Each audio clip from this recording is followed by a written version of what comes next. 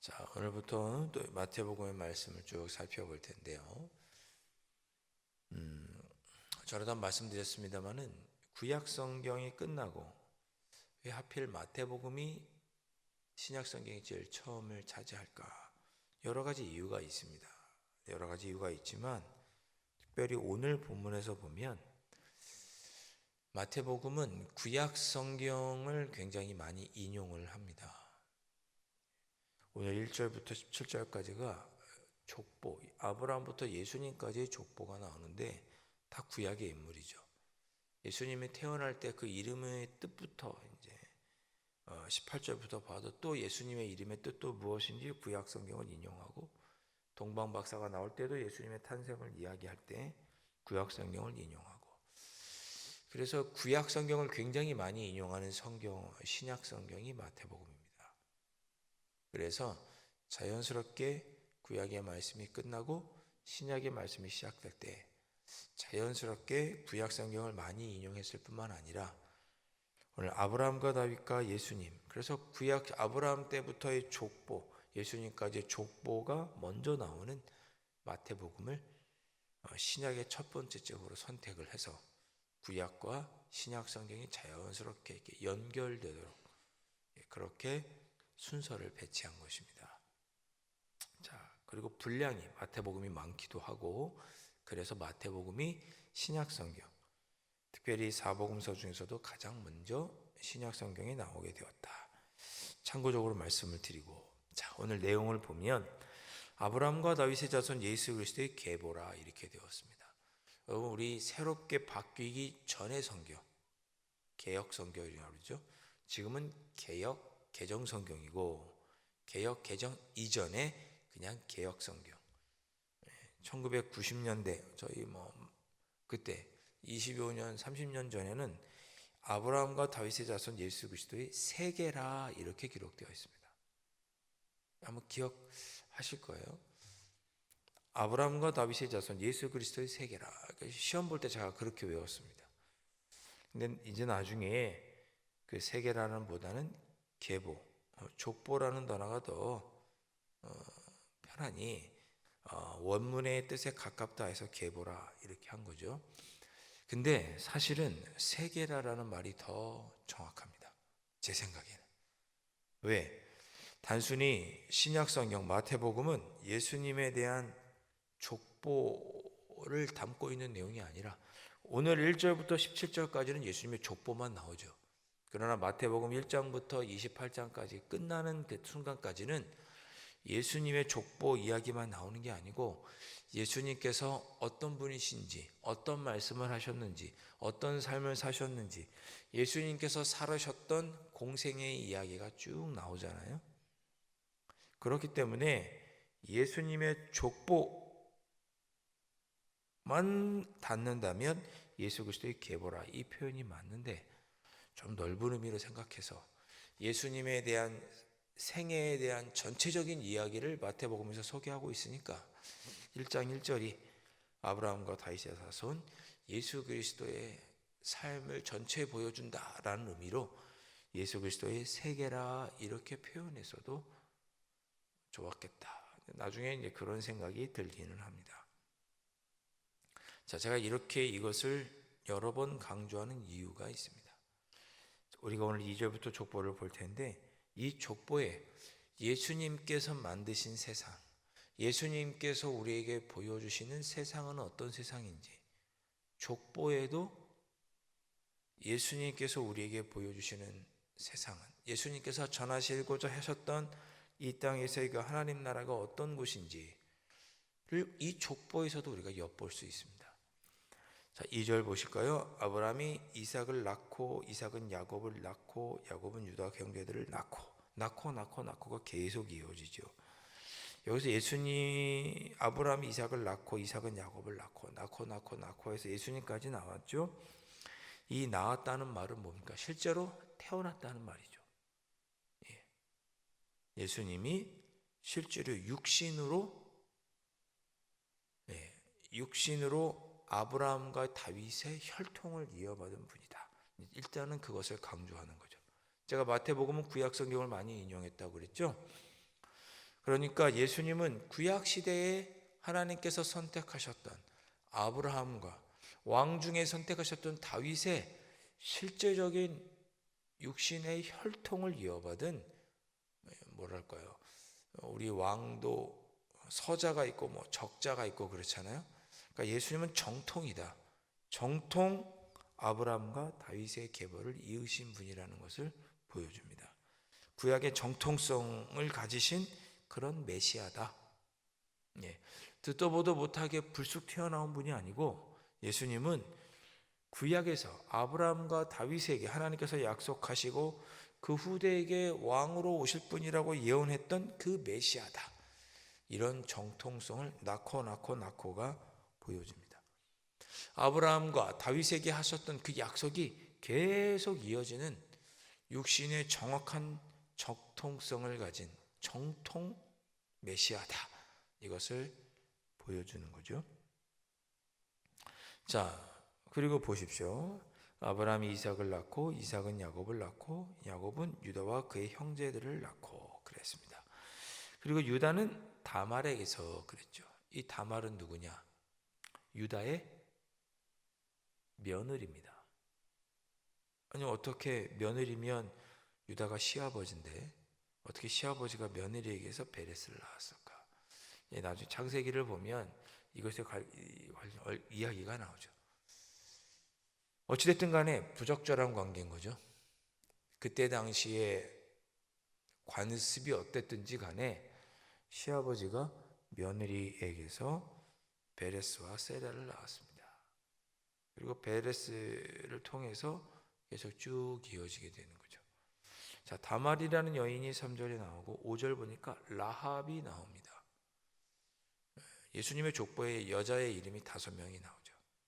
다 남자들 이름인데 5명의 여자 이름이 나옵니다. 다말, 5절에 나오는 라합, 그리고 룻, 우리 룻기를 살펴봤죠. 룻, 그리고 6절에 보니까 우리아의 아내 바세바죠.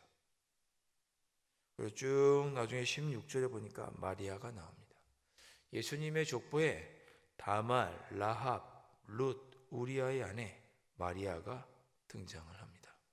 족보에는 원래 남자 이름만 나와야 되는데 여자 이름이 나오는 거죠. 여러분, 이 여자분들이 오해 없이 들으시기 바랍니다. 이 족보에, 예수님의 족보에 들어간 이분들이 다 이방인이거나 흠결이 있는 사람들이에요. 아까 말씀드렸죠? 다말은 며느리였다고. 그리고 라합은 기생이었죠. 예수님의 족보에 들어가 있는 그 선조 할머니들이, 예수님의 할머니들이잖아요. 이방인이거나 또 삶의 윤리적으로 흠결이 있는 그런 사람들이었습니다. 룻도 이방 여인이죠. 모압 사람입니다.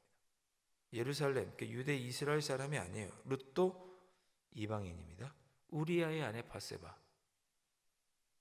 이 사람도 햇사람, 이방인이죠. 단순히 이방인일 뿐만 아니라 다윗과 결혼한 또 부정한, 부적절한 남편을 버린 그런 여인이죠. 라합도 기생이었고 원래는 죽었어야 될 여인이죠. 여리고 성이 점령당할 때 죽었어야 되는 여인인데 구원받은 여인이죠. 여러분, 예수님의 어머니 마리아, 우리가 성모라고도 칭하는 그 마리아, 동정녀라고 표현하지만 우리가 이 마리아를 볼 때 사실 세상적인 눈으로 보면 결혼도 하지 않았는데 아이를 가진 거죠.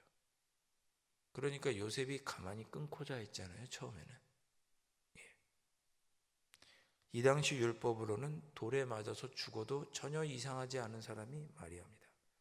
예수님의 족보에 들어가 있는 이 여성분들 5명이 모두 흠결이 있고 이방인의 어떻게 보면 부족함이 있는 그런 분들입니다. 그런데 그런 분들의 이름이 들어가 있다는 게 무슨 뜻입니까? 이방인도 구원받는다. 부족하고 연약하고 흠결이 있으나 하나님의 은혜를 입은 자다. 죄인들도 구원받고 이방인들도 구원받고 하나님의 은혜로 흠이 있고 부족한 자들도 다 구원받는다는 것을 예수님의 족보가 보여줍니다. 그 얘기는 예수님께서 앞으로 펼쳐가실 그의 삶에서 보여주시는 하나님의 나라가 죄인도 품고 이방인도 품고 흠결이 있는 사람도 품는 그런 은혜의 세계라는 것을 족보가 보여주는 거죠. 예수님은 구약에 예언된 그 메시아로서 구약 때부터 아브라함과 다윗으로부터 하나님께서 주셨던 약속이 예수님에게까지 이어진 그 약속을 성취하신 분이 예수님이고, 그 예수님의 보여주시는 나라는 은혜의 나라, 죄인과 이방인을 품는 나라다. 그것을 보여주시는 거죠. 그뿐만이 아닙니다. 자, 17절에 보니까 그런 중 모든 대수가 아브라함부터 다윗까지 14대고, 다윗부터 바벨론으로 사로잡혀 갈 때까지 14대고, 바벨론으로 사로잡혀 갔다가 돌아온 날부터, 바벨론으로 사로잡혀 간 후부터 예수님까지 14대입니다. 그러니까 예수님은 바벨론으로 사로잡혀 갔던 자들을 영적으로 다시 구원하신 분, 바벨론으로 사로잡혀 간 이들을 영적으로 구원하시기 오신 분이 예수 그리스도다. 바벨론의 포로로 끌려갔다가 돌아온 것은 스룹바벨 때이지만, 그러나 제가 크로스웨이 성령 공부 때도 이야기했죠. 우리 예수님은 영적으로 죽어있던 자들을 마치 바벨론에서 포로에서 돌아오게 한 것처럼, 출애굽한 것처럼 영적으로 죄에 사로잡혀간 이들을 구원하시기에 오신 분이 누구냐? 예수님이다. 그것을 보여주시는 것이 족보입니다. 자, 또 보시면 2절에 보니까 야곱은 유다와 그의 형제들을 낳고 그랬습니다. 여기 보면 유다는 야곱이 유다와 그의 형제들을 낳았다 이런 표현이 있고요. 그리고 저 밑에 11절을 보니까 요시야는 여고냐와 그의 형제들을 낳았니라 이런 표현이 있습니다. 이 두 사람만 그의 형제들을 낳았다 이런 표현이 있습니다. 이 유다와 여고냐 이 두 사람만이 어려움에 처한 형제들을 구원하기 위해서 위험을 무릅쓴 자입니다. 자, 유다는 어떻게 합니까? 동생 요셉을 만나도록 하기 위해서 자신이 대신 베냐민 대신 자기가 감옥에 가겠습니다라고 요셉에게 이야기했던 사람이 누구냐? 유다죠. 다른 사람이 공경에 처했을 때 그 사람의 공경을 해결해 주기 위해서, 베냐민이 감옥에 갇힐 상황이 되었을 때, 요셉이 일부러 그렇게 짜잖아요.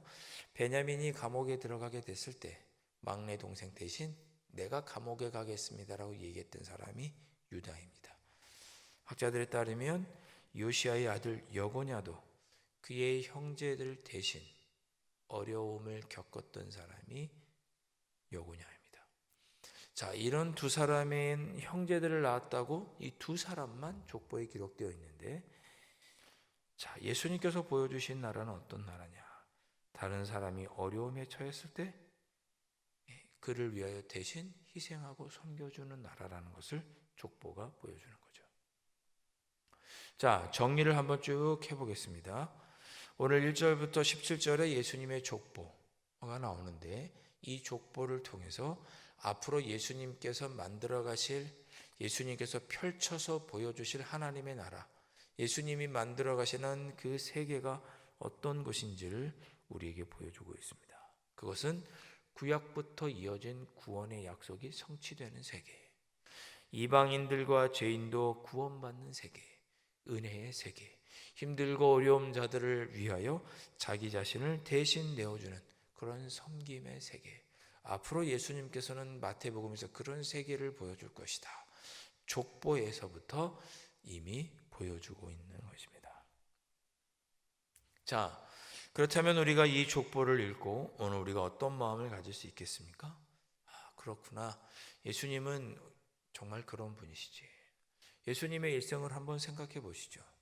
예수님은 죄인들의 친구였고 그들과 함께 먹고 마셨으며 죄인들을 구원하기 위해 오신 메시아죠. 우리 아브라함과 다윗의 자손 예수 그리스도의 계보를 할 때 예수 그리스도, 영어 성경으로 보면 메시아 이렇게 기록되어 있습니다. 예수는 메시아다, 메시아이신 예수님이 보여주신 세계다, 1장 1절부터 그렇게 얘기하고 있는 거죠.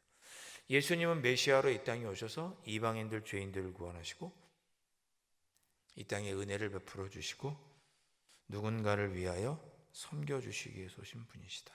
그걸 보여주셨으니 예수님을 본받는 우리들도 오늘도 그런 삶을 살아야겠습니다 라고 기도해야 하겠죠. 오늘 이 새벽에 여러분 그렇게 기도하셨으면 좋겠습니다. 주님, 제가 예수님께서 그렇게 하셨던 것처럼 이방인들, 어려운 이들을, 주변에 힘들고 어려운 이들을 돌보고 주님의 은혜 가운데 살아가는 귀한 한 주간이 되게 해 주옵소서. 한 주간 나의 삶이 은혜의 삶이 되게 하여 주시고 이방인도 죄인도 구원해 주시는 그런 은혜 속에 살아가고 공경에 처한다도 돌보아주는 그런 예수님의 모습을 본받아 살아가는 그런 한 주가 되게 해 주옵소서. 그렇게 기도하시고 그런 모습으로 살아가시는 한 주가 되셨으면 합니다. 제가 어제도 찬양 예배 중에 말씀을 드렸죠. 우리는 우리의 기도가 원하고 바라는 대로 응답되어야만 기도가 응답되었다고 생각합니다. 그러나 예수님은 그렇게 기도하지 않으셨습니다. 하나님의 이름이 거룩히 여김을 받기를 원합니다라고 기도를 시작하셨습니다. 이번 한 주간 우리가 나의 기도의 제목이 응답받는 그런 삶도 살면 좋겠고, 그러나 오늘 예수님이 보여주신 이러한 모습을 통해 하나님의 이름이 거룩히 여김을 받는 그러한 삶을 살아가는 것도 우리가 기도의 응답을 받는 삶입니다. 기억하시고 주님, 이 한 주간 나의 기도의 제목이 응답될 뿐만 아니라 하나님의 이름이 거룩하게 되는, 즉 예수님께서 오늘 족보를 통해 보여주신 은혜가 가득하고 다른 사람을 섬기고 돌보는 그런 예수님이 보여주신 그 하나님의 나라를 거룩해 하는 그러한 삶을 살아가는 한 주가 되게 해 주옵소서. 이 새벽에 그렇게 기도하실 수 있기를 주님의 이름으로 축원드립니다. 기도하겠습니다. 주님은 오늘 족보를 통해서도 우리에게 말씀하여 주십니다. 나는 구약에 예언된 그 메시아고 약속을 성취하러 왔으니 그리하여 죄인들을 구원하고 이방인들을 구원하고 힘들고 어려운 자들을 위해서 섬겼으니 나를 본받고 뒤따르는 제자들도 이러한 모습으로 살기를 바란다고 오늘 저희들에게 말씀해 주셨습니다. 주님, 이 한 주간 주님처럼 저희도 은혜를 베풀고 누리고 힘들고 어려운 자들의 친구가 되어주며 어려운 이들을 살피며 그렇게 살아갈 수 있는 저희가 되어서 하나님의 이름을 거룩하게 해드리는 귀한 한 주를 살아갈 수 있도록 성령 하나님 인도하여 주시옵소서. 귀하신 예수 그리스도의 이름으로 간절히 기도하옵나이다. 아멘. 하늘에 계신 우리 아버지, 아버지의 이름을 거룩하게 하시며 아버지의 나라가 오게 하시며 아버지의 뜻이 하늘에서와 같이 땅에서도 이루어지게 하소서. 오늘 우리에게 일용할 양식을 주시고 우리가 우리에게 잘못한 사람을 용서하여 준 것 같이 우리 죄를 용서하여 주시고 우리를 시험에 빠지지 않게 하시고 악에서 구하소서. 나라와 권능과 영광이 영원히 아버지의 것입니다. 아멘.